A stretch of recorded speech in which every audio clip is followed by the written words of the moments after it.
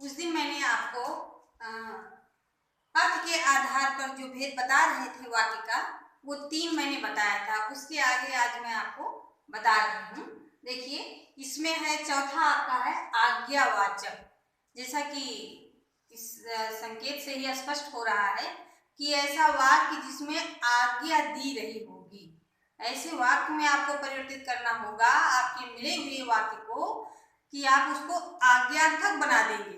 आदेश कोई दे रहा है, ऑर्डर कोई दे रहा है, ऐसा वो प्रतीत होने लगे वाक्य। ठीक है, जैसे मैंने उदाहरण के द्वारा आपको समझाने का प्रयास किया है। उदाहरण है आपका, विकास चित्र बनाता है। विकास चित्र बनाता है। अब आप याद करिए, ये किस प्रकार का वाक्य है? ये विधानवाचक वाक्य है, ये सिंपल सेंटेंस है, ये साधारण वाक्य है। ठीक, अब इसको आपको बदलना है आज्ञावाचक। ठीक, इसको इस प्रकार से लिख देना है कि जैसे लगे कि आदेश दिया जा रहा है। तो इसको आप इस तरह से लिख सकते हैं, लिखेंगे कि विकास चित्र बनाए। विकास चित्र बनाए, ऐसा जैसे आदेशित किया जा रहा है कि विकास चित्र बनाए। अब विकास की बारी है, वह चित्र बनाए। इस तरीके से आदेशित करने वाले वाक्य में परिवर्तित हो गया कि विकास चित्र बनाए। ठीक है, अगला देखिए, अगला कहता है संकेतवाचक वाक्य। ठीक है, संकेतवाचक। अब इसमें यह होगा कि इसमें ये इस प्रकार के वाक्य में क्या करना होगा, आपको आपके मिले हुए वाक्य को 2 भागों में बांटना होगा। पहला भाग जब आप लिखेंगे तो उससे उसके आधे भाग का संकेत मिलेगा, वह अधूरापन महसूस होगा कि अभी ये कुछ और बात लिखनी बाकी है। वो वाक्य को 2 टुकड़े में एक तरीके से बांट करके जब लिखा जाता है तो वह जो है दोनों एक दूसरे के, पहला दूसरे का पूरक होता है, इस तरीके से होता है, तो वह संकेतवाचक वाक्य होता है। पहला उसका आधा भाग दूसरे भाग का संकेत करता है, इशारा करता है। ठीक, जैसे देखिए, छुट्टियां होने पर हम चलेंगे, वाक्य है छुट्टियां होने पर हम चलेंगे। अब इसको बनाइए, इसको 2 भागों में बांटिए। तो इसको हम ऐसे करेंगे कि यदि छुट्टियां होंगी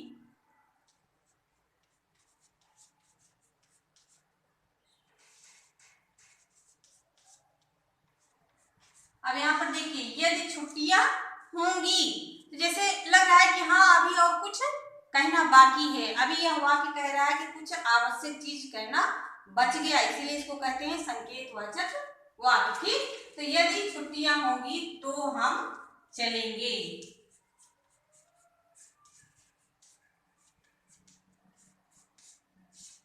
इस तरीके से आपका वाक्य बन गया, संकेतवाचक वाक्य। इसको आप प्रयास करिएगा, क्योंकि एक नया दिख रहा होगा आपको। ये छुट्टियां होंगी तो हम चलेंगे। ठीक, अगला है प्रश्नवाचक वाक्य।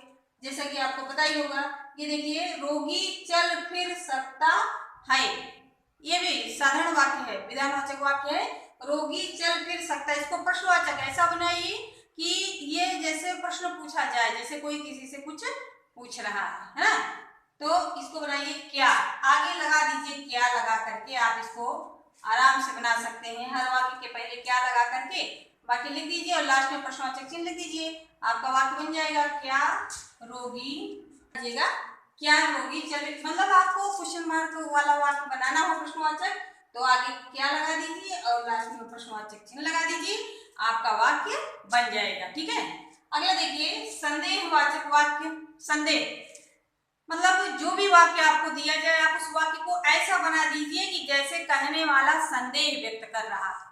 हाँ, वो निश्चित नहीं है उस कार्य के लिए जो वह कह रहा है, उस बात को वह स्वयं स्वीकार नहीं करता है, उसे नहीं लगता यह हो भी जाएगा, लेकिन वो एक उम्मीद बना रहा है, एक संदेह बना रहा है अपने मन में और उस वाक्य को कह रहा है। जैसे आज वर्षा होगी, ये भी विधानवाचक वाक्य है, एकदम सिंपल कि आज बरसात होगी, एक क्लियर उसको संतुष्टि है और उसने यह वाक्य को बोला है। लेकिन यहाँ पर आप असंतुष्ट होकर के इस वाक्य को बनाइए कि शायद आज वर्षा होगी। इस तरीके से आपका वाक्य बन गया, शायद आज वर्षा होगी। तो यहाँ पे लिखने बोलने वाला ये वाक्य जो है वो ये दर्शा रहा है कि इस वाक्य को बोलने वाला स्वयं में आश्वस्त नहीं है कि वह कार्य होगा ही, बल्कि वह स्वयं में संदेह उसके अंदर है, संशय है कि होगा कि नहीं होगा, लेकिन एक उम्मीद लगाई जाए। इस प्रकार के वाक्य को हम संदेहवाचक वाक्य कहते हैं। और आपका जो अर्थ के आधार पर था वाक्यों का भेद जो हमने बताया, उसका लास्ट देखिए, विस्मयादिवाचक वाक्य। विस्मयादिवाचक वाक्य मतलब जो वाक्य आपको मिले उसमें आप विस्मय सूचक मतलब जैसे कोई एकाएक किसी चीज को देख लेना, किसी प्रसन्नता को देख लेना, किसी खुशी को देख लेना, या फिर किसी दुख को देख लेना ना, या आश्चर्यजनक चीज को देख लेना, ऐसे करने के बाद जो हमारे मुख से शब्द निकलते हैं वो विस्मयादि बोधक कहे जाते हैं।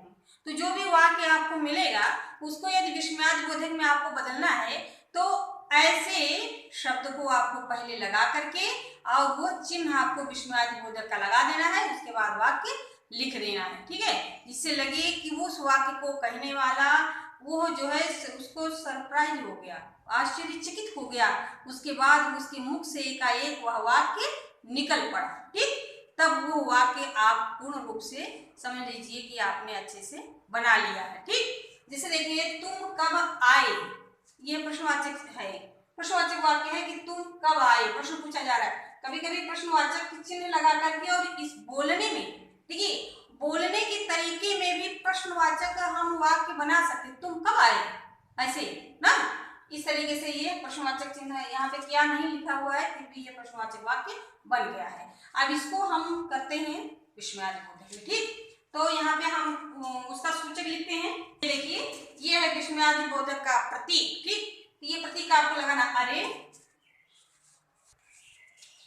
तो बात वही है, प्रश्न वही पूछा जा रहा है कि तुम कब आए, लेकिन जो है यहाँ पर वो विस्मित होकर के जैसे लगा, देखिए दोनों, अब आप कहेंगे ये दो तरीके से वाक्य बनाने का क्या मतलब है, मतलब है एक सिंपल इंसान पूछ लेता है, किसी से भी पूछ लेता है अरे आप कब आए, है ना, और यहाँ पे कोई प्रियजन अपना होता है जिसको हम देखते हैं बहुत खुश हो जाते हैं, हमारी खुशी के हम एकदम आश्चर्यचकित हो जाते हैं और पूछते हैं अरे आप कब आ गए ना।